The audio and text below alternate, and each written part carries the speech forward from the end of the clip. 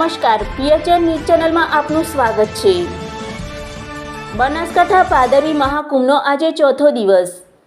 ભાદરવી મેળાના 4 દિવસમાં માઈ ભક્તોએ ભંડારો છલકાવ્યો।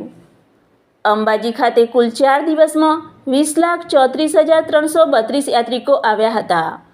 4 દિવસમાં કુલ 1,51,081 યાત્રિકોએ ભોજન પ્રસાદ લીધો હતો।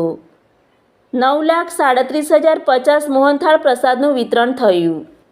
37,806 ચીકીનું વિતરણ થયું। ભંડાર ગાદી 5,000 કાઉન્ટર અને ધાર્મિક કેન્દ્ર ખાતે 1,12,74,790ની આવક। પ્રસાદ વિતરણની વિવિધ બેંકોની આવક 2,31,69,021।